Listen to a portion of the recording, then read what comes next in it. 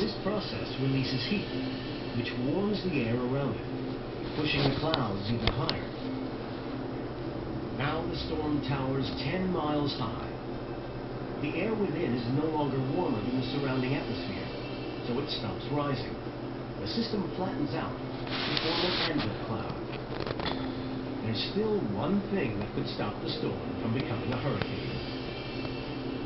High speed, high altitude winds.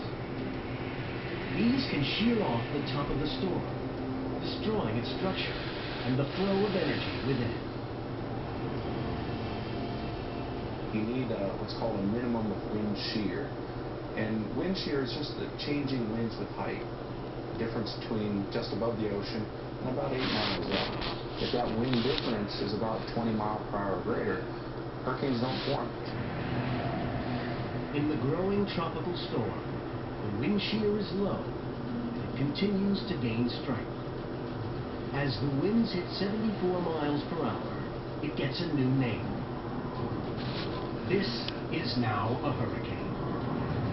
It has the potential to become the most destructive weather system on the planet.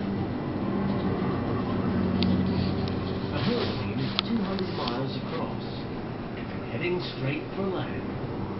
Whether you're flying into it by aircraft or watching from space, from satellites, then it's approaching its most beautiful stage. So people like seeing them to some degree, but we also realize the horrible problems that hurricanes can cause.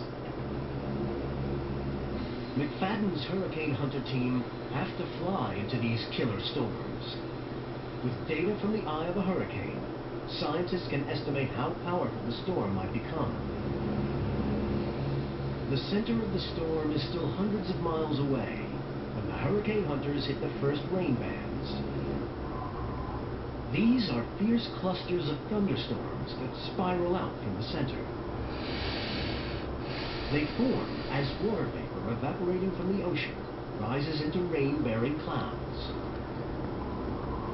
We usually pick our way through the rain band so that we avoid most of the severe turbulence in a rain band, and then on towards the eye wall. The eye wall is a dense wall of cloud around the hurricane's eye. It's where the weather is most extreme. Here, winds can reach 200 miles per hour. The rain is torrential. It's where a lot of the upward transport of moisture, the conversion into clouds, and the heating occurs to get the cyclone going. So this, if you like, is the pistons of the heat engine of the hurricane. The hurricane hunters make it through the eye wall. Inside, a circle of calm weather up to 40 miles across. The eye is the heart of the storm. The pivot the hurricane rotates around. At the center of the eye, the air is relatively still. No rain, blue skies. When we fly into hurricanes, you don't see much. When you're going through the eye wall, it gets very dark. And then all of a sudden, the plane goes smooth, and we're in the eye, the calm part. And you're blinded for a second because the sunlight is so intense. And your eyes finally get used to what's going on. You look around, and you're in this, it kind of looks like a gigantic bowl. It's like a 40-mile wide football stadium. Just what a hurricane looks like. McFadden's mission is to drop a probe into the heart of the storm. This is one of our GPS dropsondes, and it's proved to be probably one of the most important tools for collecting data in hurricanes that we've had over the last 10 years. The probe parachutes down through the eye and measures the hurricane's temperature and humidity twice a second. Built-in GPS gives data on wind speeds and direction. The most important reading is atmospheric pressure. As the hurricane grows, the pressure at its center drops. The area of low pressure sucks in more warm, moist air. The hurricane hunters can get a pressure reading from the eye. Meteorologists can estimate how powerful the storm may become and how long it may last. They also monitor the size and shape of the eye. As the storm gathers strength, the eye can contract, making the winds even stronger. In 2005, Hurricane Wilma did just that. What this is a loop of the satellite imagery. So this gives you a sense of the evolution of the whole life cycle of Hurricane Wilma. And you'll see the development of the eye, very tiny eye. When you get a pinhole eye, a very tiny eye, that's often indicative of a very small inner core. And in general, as the eye and eye wall gets smaller, you tend to have faster winds, stronger winds. It's analogous to an ice skater as she brings her arms in and she's rotating, she spins faster. Scientists classify the hurricane's strength according to its highest sustained wind speed, taken over a 1-minute period at 33 feet. Category 1, wind speed 74 to 95 miles per hour. Category 2, wind speed 96 to 110 miles per hour. Structural damage to roofs. Category 3, up to 130 miles per hour. Many buildings irreparable. Category 4, winds up to 155 miles per hour.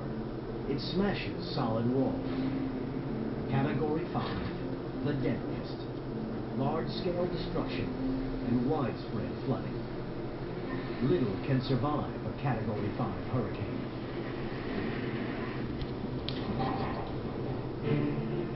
In the Atlantic, the approaching hurricane is still a Category 1. At 2,000 miles of warm water, fuel for a thirsty storm. The battle now is to predict how powerful it will become and where it will strike.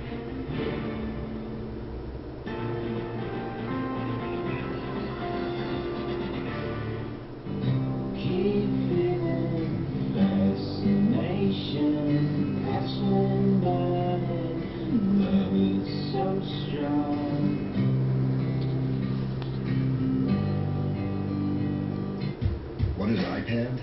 iPad is thin. iPad is beautiful. iPad goes anywhere and lasts all day. There's no right way or wrong way. It's crazy powerful. It's magical. You already know how to use it. It's 200,000 apps and counting. All the world's websites in your hands. It's video, photos, more books than you could read in a lifetime.